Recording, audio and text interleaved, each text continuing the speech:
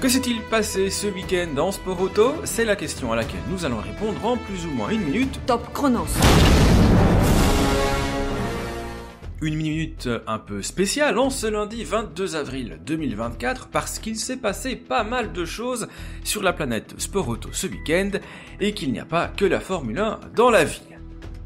Mais commençons tout de même par le grand cirque avec la double victoire de Max Verstappen ce week-end en Chine lors de la course sprint d'abord, puis lors du vrai Grand Prix ensuite. Dimanche, le néerlandais s'est imposé devant Lando Norris et Sergio Pérez, une course marquée par les derniers tours et le sauvetage de Fernando Alonso, ainsi que par la distraction de Lance Stroll à la relance après l'abandon de Valtteri Bottas. Le Canadien allant scruter d'un peu trop près le diffuseur de Daniel Ricciardo, ruinant ainsi la course de l'Australien. Il y avait du WRC en Croatie également, et après avoir lutté tout le week-end, Evans et Neuville se sont inclinés face à Sébastien Ogier qui signe son 59e succès en mondial.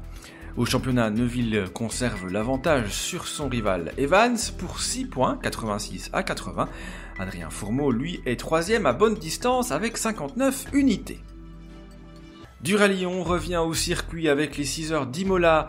Le WEC posait en effet ses valises en terre italienne et si c'est Ferrari qui a trusté les premières places en qualification ainsi que durant une bonne partie de la course marquée par un joli carambolage au départ, eh bien c'est finalement Toyota qui s'impose avec la numéro 7 de l'équipage Kobayashi De Vries Conway en tirant mieux son épingle du jeu sous la pluie apparue en fin d'épreuve.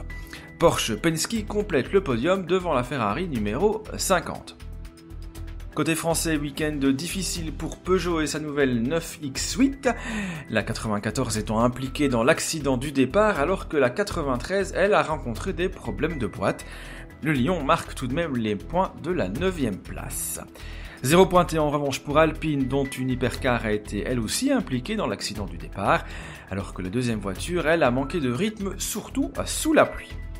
Et en LM GT3, c'est un doublé pour BMW et le team belge WRT.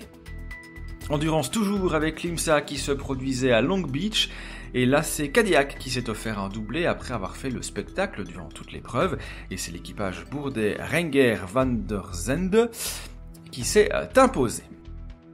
Enfin, le week-end se concluait à Long Beach avec de l'IndyCar et le premier départ dans la discipline pour Théo Pourchaire au volant de la Arrow McLaren numéro 6. Qualifié 22e, le jeune français a effectué une très belle remontée pour finir 11e au terme des 85 tours de l'épreuve.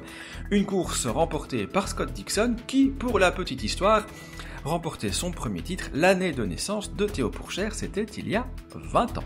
Et voilà, c'en est terminé pour aujourd'hui, on se retrouve demain pour un nouveau tour de l'actu, F1 cette fois.